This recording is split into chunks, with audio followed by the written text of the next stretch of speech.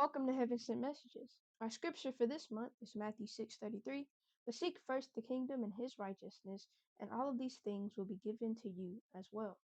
I am your host, Sanaya Price, and the question I have for you today is where is your trust? Now, a lot of us, we have our trust in our alarms to wake us up, cars to drive us places, our friends to be there for us, phones, for social media and text, and me, the Dallas Cowboys, to win me a Super Bowl. And when things malfunction or when they go wrong, that causes doubt, right? Doubt equals distrust, right? So when the Dallas Cowboys don't win that Super Bowl and when they lose first round in the playoffs, it causes doubt. Now, spiritually, in our lives, when we don't understand or when there are failures and when there are setbacks and rejections and disappointments, we tend to doubt. We tend to doubt God. We tend to doubt His will and what He has for us, right? And one thing that sits me down and really gives me peace in that anxiousness is Jeremiah 29:11. And it says, "For I know the plans I have for you, declares the Lord. Plans to prosper you and to keep you, plans to give you a future and hope." But that scripture right there is telling us that God got us, right? We don't need to worry. Like, our plan is already written. The story is right there. We just got to live it out. We just got to trust Him. So no matter what comes, trust Him, right? Because no matter what happens, we're going to win in the end, right? He's going to give us a future and a hope. So right now, I want you to imagine that you're sitting down on a couch, right? How do you know the TV will turn on? You might say the remote, right? How do you know the remote will turn on? Batteries. That's what I was getting you towards, the batteries. So the batteries equal our trust, right? And there can be good batteries, they work, perfect. Mid batteries, they work here and there, and then they go out and there. And then they can just be terrible. Like the TV don't cut on, the remote's not working, right? And that's how our trust can be. Our trust can be good and we trust God in every area of our life. Yes, I'm trusting you, God. Jesus, take the wheel. Now, the trust can be mid, like, God, I'm trusting you here, but I'm not trusting you here. And it can be bad. It can be terrible. There can be 0% trust. Jesus, give me the wheel. You get out the car. I got it. I got it. Right? And so, we all want to have that good faith. Right? Now pretend you're inside the TV. You're in the movie of your life. Like you're starring in the movie. Right? And you look outside the screen. You look through the screen and you see God. And God is holding the remote. You see God with the remote. And a lot of times we see God with the remote. We know He has the plans. We know it's His. We know He already has everything written, but we still try to change it. We still try to speed things up, or we slow things down, or we move this, move this, and move this. But we need to slow down and realize that God has the remote for one, but He's also the director of the movie and the producer, and we are just the characters, right? The characters can't change the script, right?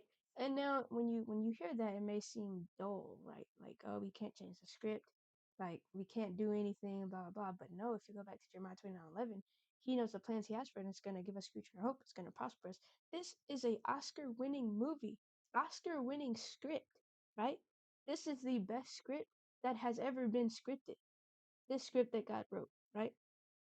So don't try to change things. Like this is where trust comes in. You have to trust that He has everything.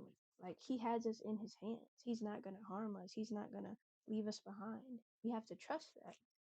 And so, another scripture that I like is John 13:7. And this is right before Jesus is about to get crucified and He's washing one of the disciples' feet. And He says, "You do not realize now, later you will understand." And I feel like that goes hand in hand, trust as well. Now, everybody believes John 3:16, without a doubt. God so loved the world, He gave His only begotten Son, and whosoever believeth in Him shall not perish but have everlasting life. We've known that since we were little. We all believe Adam and Eve. Why did they eat the apple? We all believe Noah and the ark, right? We believe all of these things, but when it comes to little bite-sized nuggets of faith like this, we skip over it. Like John 13:7 is telling us, we don't realize what's happening, right? We don't know, but later we will understand. It's telling us later we will understand. Jeremiah 29:11 is, I know the plans I have for you. God, like I know what I have for you. and it's only for your good. And we tend to skip over those, but those, to me, may be the most important, or I'll say just as important as everything else. So when we get in those times and we get anxious and we get frustrated and we're like, why God, why me, this and blah blah blah blah blah, he's saying you don't understand, but later you will. Like I got you. I'm not gonna let you fail, right? So when you get to these times in your life where you start to doubt, number one, remember God's plan is best. He's the creator. You'd think that, we'd listen to the creator and trust the creator, but we don't. You know, I'm, I tend to try to change things myself and move things around, and trust me, they don't work. They don't work. But yeah, remember that God's plan is best. It's best. Like the creator, the director, his plan is best. Number two, when you start to doubt, switch the batteries. Go get some new batteries. I need the brand to be trust, right? You get those batteries and you put more trust in that remote, give God the remote. Your trust is in the remote and you're giving it to God. God, you have my trust, you have my remote. Whether you speed up, you slow down, you skip some things, you fast forward, whatever, you have the remote and I am trusting you. I am trusting you. Like, he already knows what's going to happen. And it's so crazy to me that I will sit here and overthink things and try to switch out things and make things go my way when I don't know what's happening next, but God literally knows what's going to happen next. But I don't trust him. I'm not gonna say I don't trust him, but my trust it wavers sometimes. Is that the right word? Wavers. It moves sometimes. I need it to be stable. We need to have stable faith. We need to know that God never fails. You know, everything is written and according to his plan, everything's going to be good. I'm going to prosper. That's simple. Simple, right? And while I was writing this, I was listening to music, right? And so a song called Intentional by Travis Green, one of my favorite gospel songs, came on. Y'all should listen to it. And he says, all things are working for my good because he's intentional, never failing.